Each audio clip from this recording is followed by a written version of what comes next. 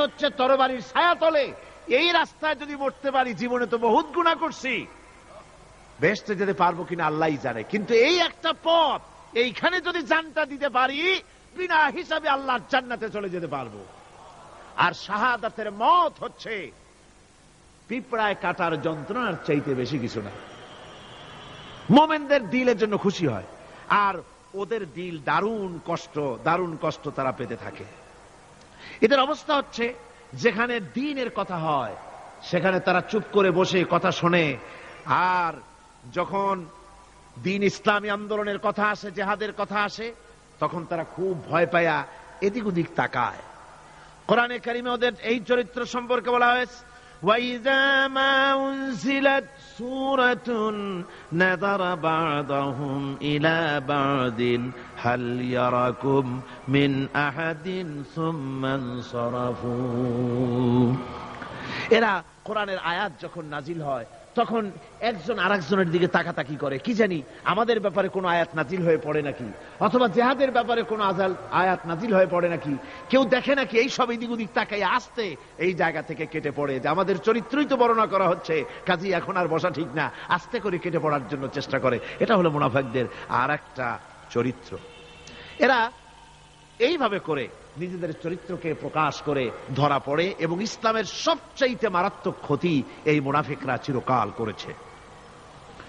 আল্লাহ রাব্বুল আলামিন বলেন, মুনাফিকদের ব্যাপারে মুসলমানদের বিপদ হলে তারা দারুণভাবে খুশি হয়, আর মুনাফিকদের চরিত্র হলো মুসলমানদের উপকার হলে, ভালো হলে তারা দারুণভাবে অসন্তুষ্ট হয়ে যায়।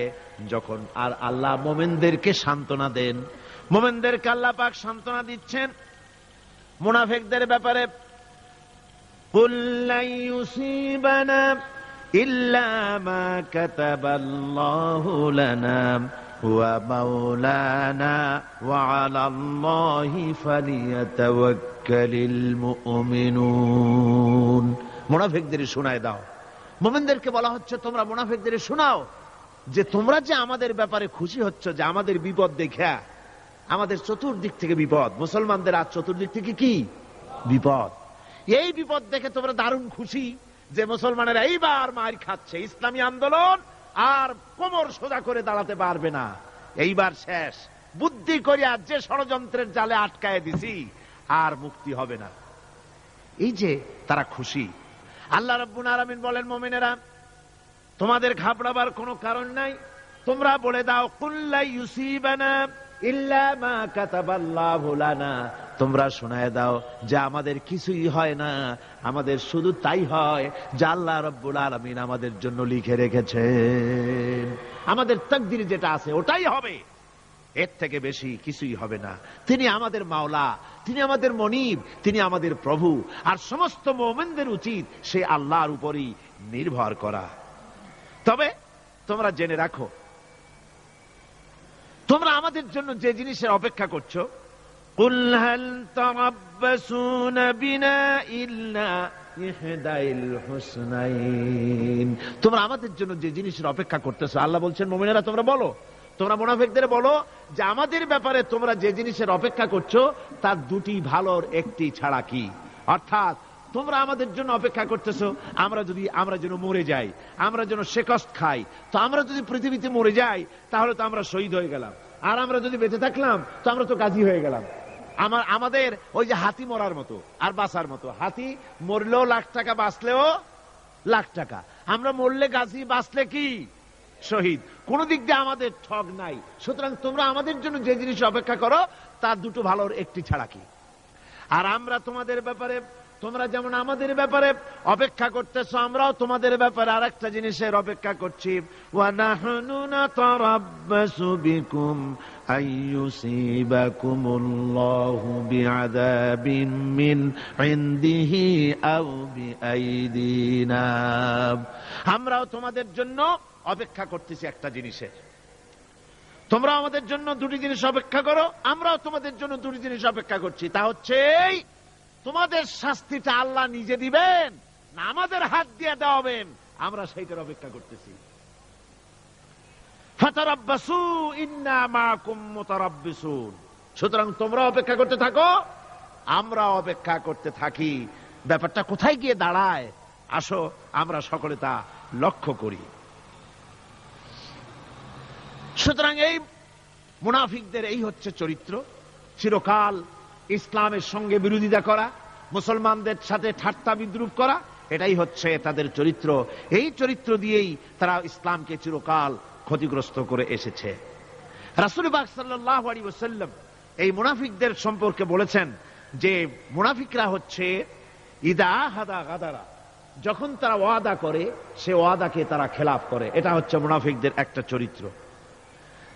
তারপরে তাদের কাছে কোন জিনিস আমানত রাখলে, ইদা উতুমিনা খানা, যখন আমানত রাখা হয় সে আমানতের তারা খেয়ানত করে।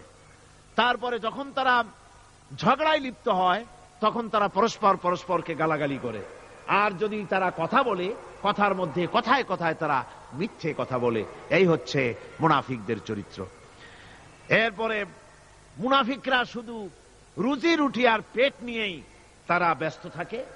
মুনাফিকদের এই চরিত্র কোরআন এবং হাদিসে আল্লাহ রাব্বুল আলামিন স্পষ্ট করে মানুষের সামনে তুলে ধরেছেন, যাতে করে আমরা মুনাফিকি চরিত্র থেকে রক্ষা পেতে পারি। এই মুনাফিকদের সম্পর্কে সর্বশেষ কথা, আল্লাহ রাব্বুল আলামিন যেহেতু মুনাফিকরা ইসলামের সবচাইতে বেশি ক্ষতি করেছে, সেই জন্য আল্লাহ রাব্বুল আলামিন নবীকে বলেছেন যে আপনি যদি এদের ব্যাপারে ইস্তাগফির লাহুম আও লা তাস্তাগফির লাহুম ইন তাস্তাগফির লাহুম ৭০ মাররাতান ফালান ইয়াগফিরাল্লাহু লাহুম, আপনি যদি এদের জন্য ক্ষমা চান, আর ক্ষমা আপনি নাই চান, এমনকি ৭০ বারও যদি আপনি মুনাফিকদের জন্য আমি আল্লাহর কাছে ক্ষমা প্রার্থনা করেন, আমি আল্লাহ রব্বুল আলামিন মুনাফিকদেরকে ক্ষমা করে দেব না। মুনাফিক হচ্ছে চরমভাবে ক্ষতিগ্রস্ত, দুনিয়াও ক্ষতিগ্রস্ত হবে, আখিরাতেও তারা ক্ষতিগ্রস্ত হবে। আল্লাহ পাকের কত বড় কথা যে কিয়ামত পর্যন্ত মুনাফিকদের জন্য হুজুর সাল্লাল্লাহু আলাইহি ওয়াসাল্লামকে বলা হচ্ছে ৭০ বারও যদি তাদের জন্য আপনি আমার কাছে ক্ষমা চান, আমি মুনাফিকদেরকে কখনো ক্ষমা করব না। সুতরাং আমাদেরকে বুঝতে হবে মুনাফিকি চরিত্র সবচাইতে নিকৃষ্ট চরিত্র, আর এই চরিত্রে আল্লাহ পাক সবচাইতে বেশি অসন্তুষ্ট হন।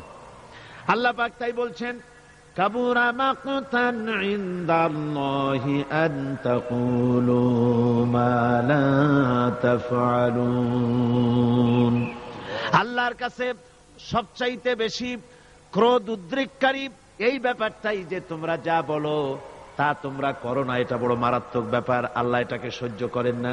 সুতরাং মুমিনদেরকে আয়াত থেকে শিক্ষা গ্রহণ করতে হবে, মুনাফিকি ছাড়তে হবে, আনুগত্য করতে হবে। সবটাই আল্লাহর। কার আনুগত্য হবে? আল্লাহ এবং রাসূলের আনুগত্য জীবনের সকল ক্ষেত্রেই করতে হবে। এটাই মুসলমানদের জন্য ঈমানের সবচেয়ে বড় দাবি। তারপরে রব্বুল আলামিন বলেন, ইন্নাল্লাহা ইউহিব্বুল্লাযীনা ইউকাতিলুনা ফি সাবিলিহি সাফফান কাআন্নাহুম বুনিয়ানুম মারসুস। আল্লাহ পাক বলছেন, আল্লাহ নিশ্চয়ই ভালোবাসেন সেই সব লোকদেরকে যারা কাতারবন্দী হয়ে আল্লাহর রাস্তায় লড়াই করে, সীসা ঢালা প্রাচীরের মতো ইস্পাত কঠিন দৃঢ় হয়ে যারা কাতারবন্দী হয়ে সুসংবদ্ধ হয়ে আল্লাহর জন্য যারা লড়াই করে। এখানে বলা হচ্ছে যে লড়াইটা হবে আল্লাহর জন্য, সংগ্রাম হবে কার জন্য? ইউকাতিলুনা ফি সাবিলিহি। লড়াই কিন্তু লড়াইটা কখনই দেশ দখল করা, তা আবার মানুষের তৈরি করা আইন কানুন প্রতিষ্ঠার জন্য দেশ দখল করার সংগ্রাম, মানুষের তৈরি করা মতবাদকে প্রতিষ্ঠা করার সংগ্রাম, এই জাতীয় যত রকমের সংগ্রাম আছে, যত রকমের জিহাদ আছে, এই সমস্ত সংগ্রামকে, লড়াইকে ইসলাম জায়েজ করে না। এগুলি মুসলমানদের জন্য একদম নিষিদ্ধ। মুসলমানরা লড়াই করবে কেবলমাত্র আল্লাহর রাস্তায়, ফি সাবিলিহি, জিহাদ ফি সাবিলিল্লাহ ওয়া তুজাহিদুনা ফি সাবিলিল্লাহ। লড়াই হবে কার পথে? সবে চিল্লায় বলেন, লড়াই কার পথে? লড়াই কি? জিহাদ কি?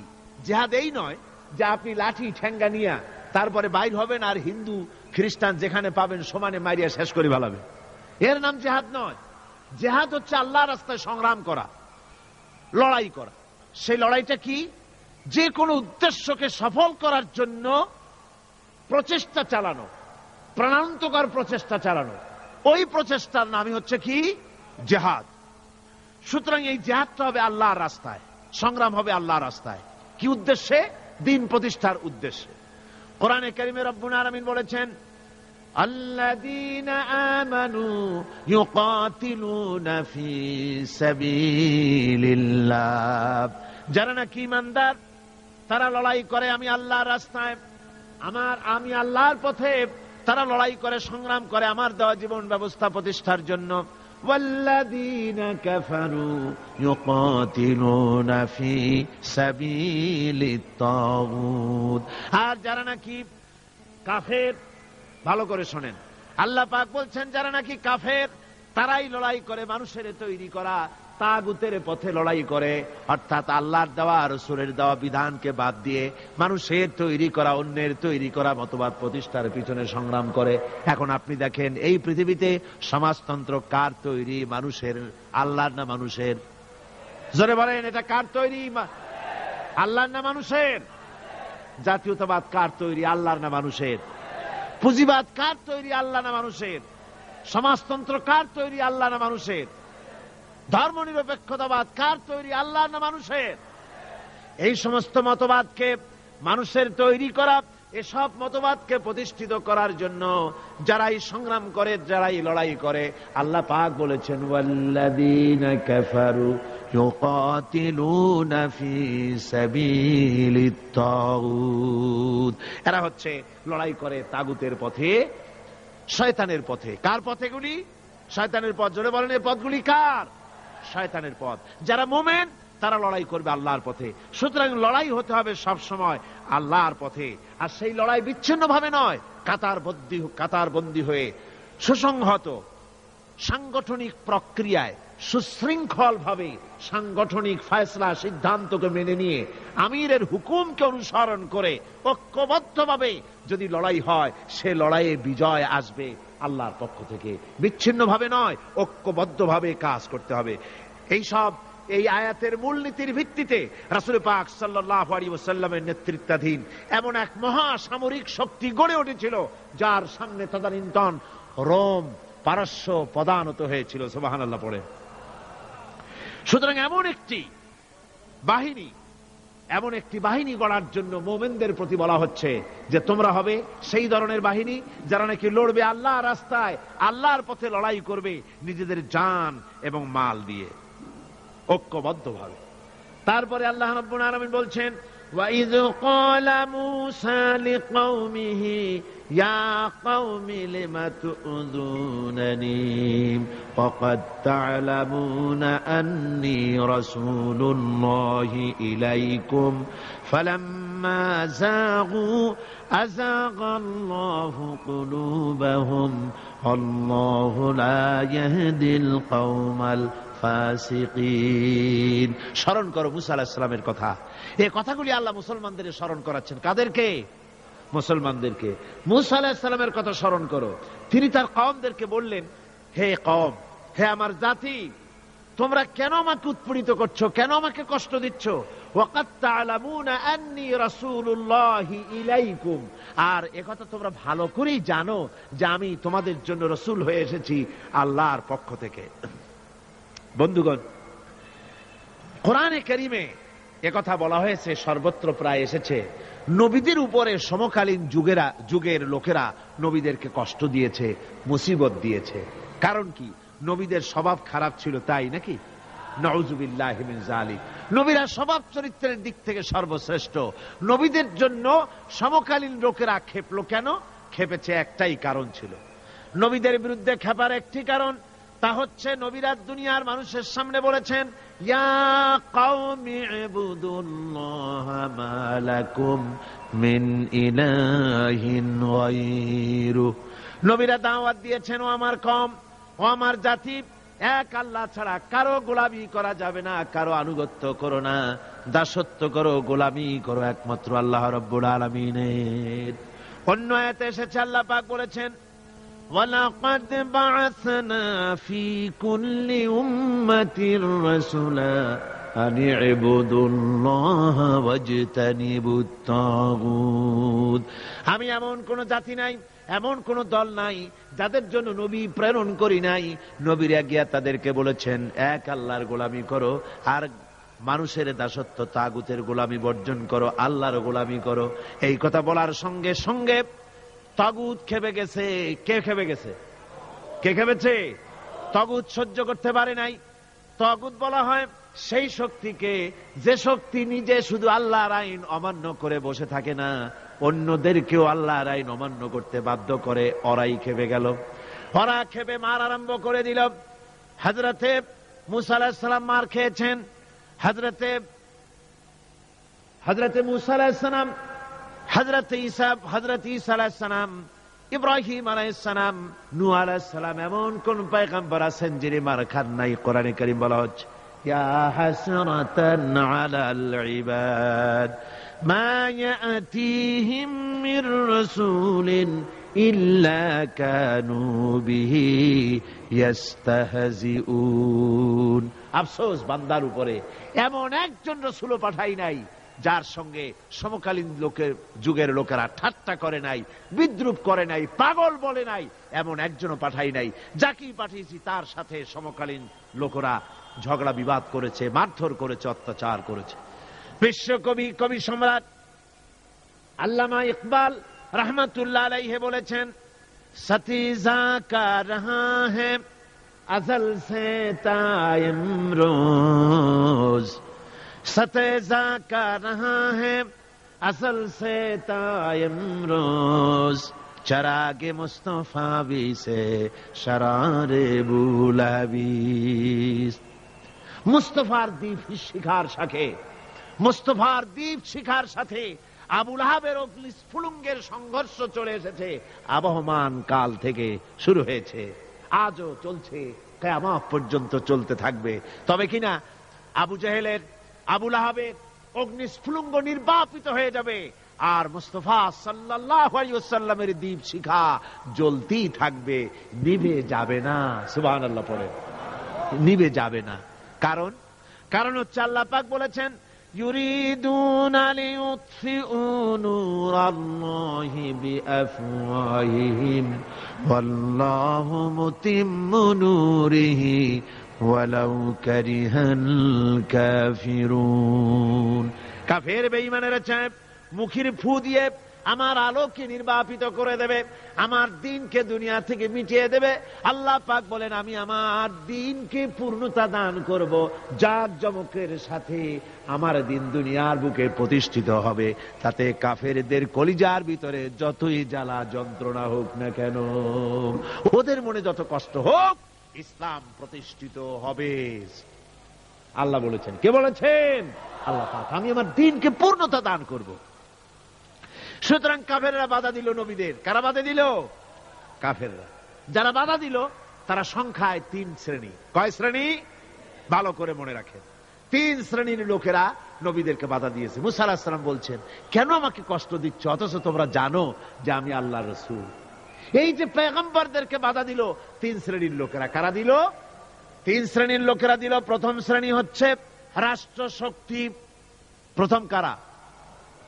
2 নম্বরে বাধা দিল বিত্তশালী, যাদের টাকা আছে, পয়সা আছে, বড় লোক।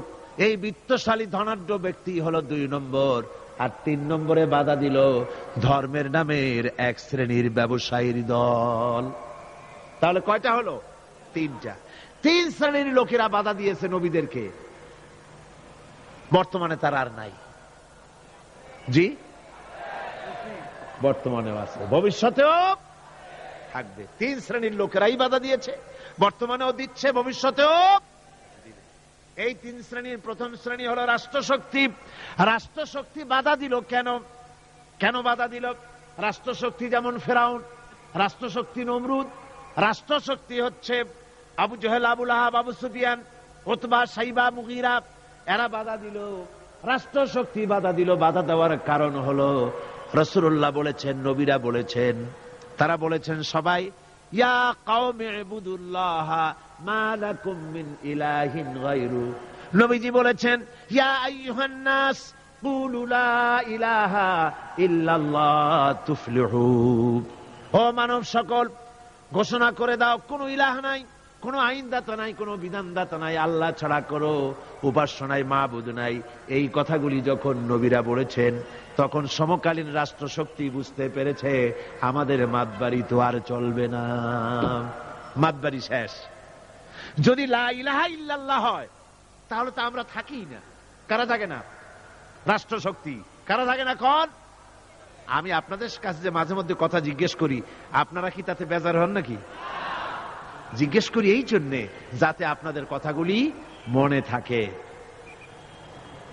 রাষ্ট্রশক্তি বাধা দিল এই কারণেই যে আমরা তো তাহলে আর থাকি না। লা ইলাহা, কোন ইলাহ নাই, কোন আইনদাতা নাই, কোন বিধানদাতা নাই, কোন শাসনকর্তা নাই, কেউ নাই আল্লাহ ছাড়া। একমাত্র আইন চলবে আল্লাহর। তাহলে আমরা লাগি কোন কাজে? আমাদের তো নেতৃত্ব থাকবে না, আমাদের মাতবাড়ি থাকবে না, আমাদের আইন চলবে না, আমরা তো বেকার হয়ে যাব। সুতরাং এইটাকে বন্ধ করতে হবে, এটাকে বন্ধ করতে হবে, এটা বন্ধ করতে হবে। এই আইন যদি চালু হয় তাহলে তো মৌজ করা যাবে না, ফুর্তি করা যাবে না, ইট ড্রিঙ্ক এন্ড বি মেরি, এগুলি তো আর চলবে না। ডু ফুর্তি নো চিন্তা, এসব তো আর চলবে না। মদ খাওয়া, জুয়া খেলা, শয়তানি করা, বদমাশি করা, জনগণের টাকা নিয়ে নিজের বাপের সম্পত্তি মনে করে তা গ্রহণ করা, এভাবে করে সর্বনাশ করা তো আর চলবে না, মাতবাড়ি তো চলবে না।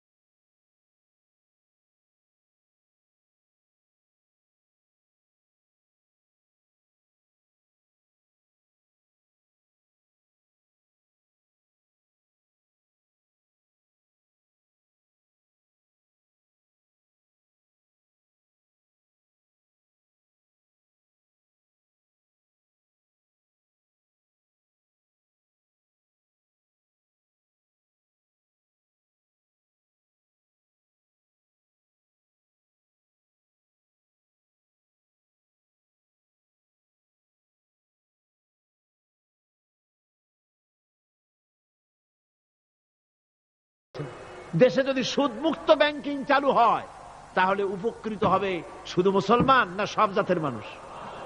সব জাতের মানুষ। সুদ দিয়ে মানুষ শোষিত হয়।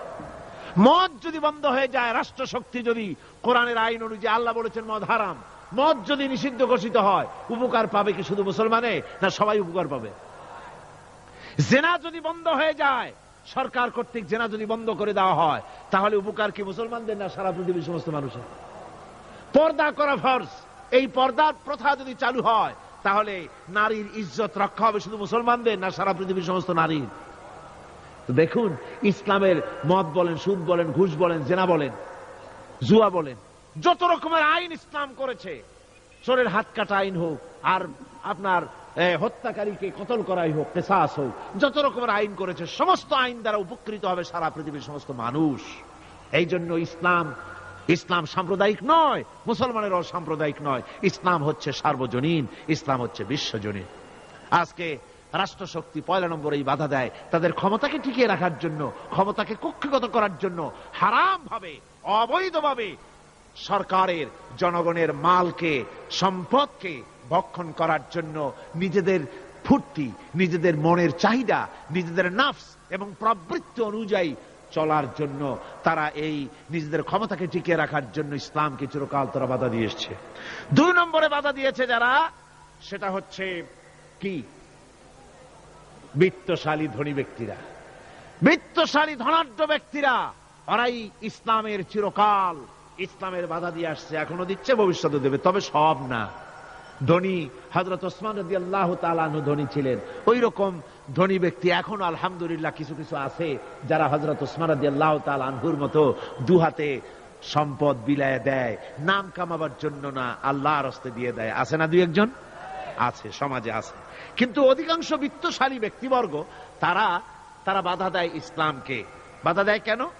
কারুন বাধা দিয়েছিল মুসা আলাইহিস সালামের জামানায়, হুজুরের জামানায় উমাইয়া বাধা দিয়েছিল। এভাবে করে প্রত্যেক যুগে বড় বড় ধনীরা তারা ইসলামকে বাধা দেয়। তাদের আল্লাহ তাদের টাকা দিয়েছে, পয়সা দিয়েছে, অবৈধভাবে তারা পয়সা নিজেরা উপার্জন করেছে।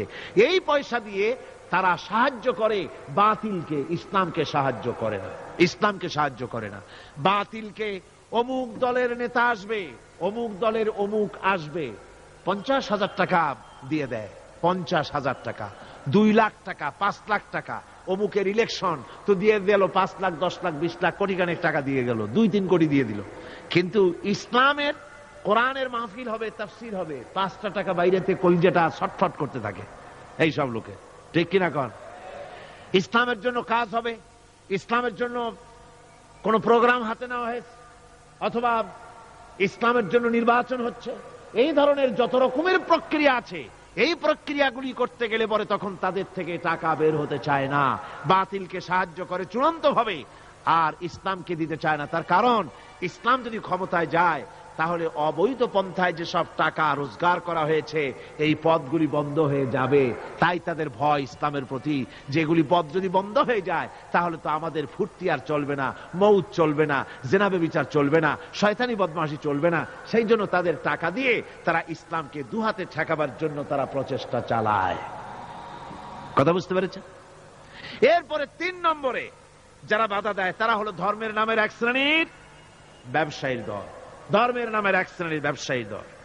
এরা হচ্ছে, আল্লাহ রাব্বুল আলামিন কোরআনে কারীমের মধ্যে বলেছেন, ইয়া আইয়ুহাল্লাযীনা আমানু ইন্না কাসীরাম মিনাল আহবারি ওয়ার রুহবানি লায়াকুলুনা আমওয়ালান নাসি বিল বাতিল ওয়া ইয়াসুদ্দুনা আন সাবিলিল্লাহ। আল্লাহ রাব্বুল আলামিন বলেন, বিশ্বাসীরা শোনো, আর এক দল লোক হচ্ছে যারা আহলে কিতাবের এক শ্রেণীর পীর দরবেশ আলেম জাতীয় এক শ্রেণীর লোক, যারা নাকি আহবার এবং রহবান, কোরআনের পরিভাষায় বলা হয়েছে এদের কাজ হলো মানুষের মালকে, সম্পদকে বাতিল পন্থায় ভক্ষণ করা। নিজেদেরকে জনগণের সামনে এভাবে পেশ করে যে তারাই যেন বেহেশতের এজেন্ট, তাদেরকে খুশি করতে পারলেই